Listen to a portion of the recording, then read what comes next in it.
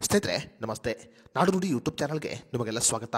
ಸ್ನೇಹಿತರೆ, ನೀವು ಕೂಡ ಸ್ವಂತ ವಾಹನವನ್ನು ಹೊಂದಿದ್ದು ನೀವು ಕೂಡ ಫಾಸ್ಟ್ಯಾಗ್ ಬಳಕೆ ಮಾಡ್ತಾ ಇದ್ರೆ ಕೇಂದ್ರ ಸರ್ಕಾರದಿಂದ ನಿಮಗೊಂದು ಗುಡ್ ನ್ಯೂಸ್ ಬಂದಿದೆ.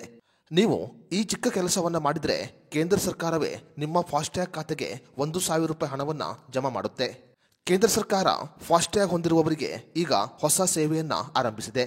ಕೇಂದ್ರ ಸರ್ಕಾರದ ಈ ಹೊಸ ಸೇವೆಯನ್ನು ಬಳಸಿಕೊಂಡು ನೀವು ನಿಮ್ಮ ಫಾಸ್ಟ್ಯಾಗ್ ಖಾತೆಗೆ ಕೇಂದ್ರದಿಂದ ಉಚಿತವಾಗಿ 1,000 ರೂಪಾಯಿ ಹಣವನ್ನು ಪಡೆದುಕೊಳ್ಳಬಹುದು. ಹಾಗಾದರೆ ಫಾಸ್ಟ್ಯಾಗ್ ಬಳಕೆ ಮಾಡುವವರು 1,000 ರೂಪಾಯಿ ಹಣವನ್ನು ಉಚಿತವಾಗಿ ಪಡೆದುಕೊಳ್ಳುವುದು ಹೇಗೆ, ಏನಿದು ಹೊಸ ಯೋಜನೆ, ಇವೆಲ್ಲದರ ಬಗ್ಗೆ ಸಂಪೂರ್ಣ ಮಾಹಿತಿಯನ್ನು ಈ ವಿಡಿಯೋದಲ್ಲಿ ನಾವು ನಿಮಗೆ ತಿಳಿಸಿಕೊಡ್ತೀವಿ. ವಿಡಿಯೋ ತುಂಬ ಇನ್ಫಾರ್ಮೇಟಿವ್ ಆಗಿದೆ, ಎಲ್ಲೂ ಸ್ಕಿಪ್ ಮಾಡಿದೆ ನೋಡಿ. ಹಾಗೂ ಈ ಮಾಹಿತಿಯನ್ನು ಫಾಸ್ಟ್ಯಾಗ್ ಬಳಕೆ ಮಾಡುವ ಪ್ರತಿಯೊಬ್ಬರಿಗೂ ಶೇರ್ ಮಾಡಿ. ಸ್ನೇಹಿತರೆ, ಸಾಮಾನ್ಯವಾಗಿ ಪ್ರತಿಯೊಂದು ಟೋಲ್ಗೇಟ್ಗಳಲ್ಲಿ ಉಚಿತ ಶೌಚಾಲಯದ ವ್ಯವಸ್ಥೆ ಇರುವುದು ನಿಮಗೆಲ್ಲರಿಗೂ ಕೂಡ ಗೊತ್ತೇ ಇದೆ. ಆದರೆ ಕೆಲವು ಟೋಲ್ ಪ್ಲಾಜಾಗಳಲ್ಲಿ ಶೌಚಾಲಯಗಳು ಕ್ಲೀನ್ ಆಗಿ ಇಲ್ಲದೆ ಇರುವುದನ್ನು ನಾವು ಗಮನಿಸಬಹುದು. ಇನ್ನು ಮುಂದೆ ನೀವು ಟೋಲ್ ಪ್ಲಾಜಾಗಳಲ್ಲಿ ಶೌಚಾಲಯಕ್ಕೆ ಹೋದಾಗ ಆ ಶೌಚಾಲಯ ಕ್ಲೀನ್ ಆಗಿ ಇಲ್ಲದೇ ಇದ್ದರೆ ನೀವು ಅದನ್ನು ಫೋಟೋ ತೆಗೆದು ಕಳುಹಿಸಿದರೆ ನಿಮ್ಮ ಫಾಸ್ಟ್ಯಾಗ್ ಖಾತೆಗೆ 1,000 ರೂಪಾಯಿ ಹಣವನ್ನು ಜಮಾ ಮಾಡಲಾಗುತ್ತೆ.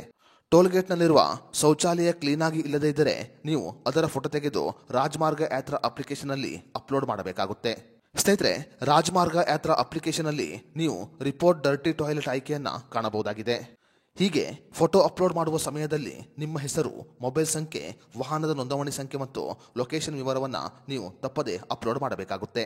ನೀವು ರಾಜಮಾರ್ಗ ಅಪ್ಲಿಕೇಶನ್ನಲ್ಲಿ ಈ ರೀತಿಯಾಗಿ ರಿಪೋರ್ಟ್ ಮಾಡಿದ ನಂತರ ಕೇಂದ್ರ ಸರ್ಕಾರ ನಿಮ್ಮ ವರದಿಯನ್ನು ಪರಿಶೀಲನೆ ಮಾಡುತ್ತೆ. ನಿಮ್ಮ ವರದಿ ಸರಿಯಾಗಿದ್ದು ಅದನ್ನು ಸರಿಯಾಗಿ ಪರಿಶೀಲನೆ ಮಾಡಿದರೆ ನಿಮ್ಮ ಫಾಸ್ಟ್ಯಾಗ್ ಖಾತೆಗೆ 1,000 ರೂಪಾಯಿ ಹಣವನ್ನು ಜಮಾ ಮಾಡಲಾಗುತ್ತೆ. ಭಾರತದ ಪ್ರತಿಯೊಂದು ಟೋಲ್ ಪ್ಲಾಜಾಗಳಿಗೆ ಈ ನಿಯಮ ಅನ್ವಯವಾಗಲಿದೆ. ಟೋಲ್ ಗೇಟಿನವರು ಸ್ವಚ್ಛತೆಯನ್ನು ಕಾಯ್ದುಕೊಳ್ಳುವುದು ಅತಿ ಕಡ್ಡಾಯವಾಗಿದೆ. ಈ ಕಾರಣಗಳಿಂದ ಕೇಂದ್ರ ಸರ್ಕಾರ ಈ ನಿಯಮವನ್ನು ಜಾರಿಗೆ ತಂದಿದೆ. ಸ್ನೇಹಿತರೆ, ನೀವು ಕೂಡ ಟೋಲ್ ಪ್ಲಾಜಾಗಳಲ್ಲಿ ಶೌಚಾಲಯಗಳ ಬಳಕೆ ಮಾಡಿದರೆ ಆ ಶೌಚಾಲಯ ಕ್ಲೀನಾಗಿ ಇಲ್ಲದೇ ಇದ್ದರೆ ನೀವು ಅದರ ಫೋಟೋವನ್ನು ಕಳುಹಿಸಬಹುದು.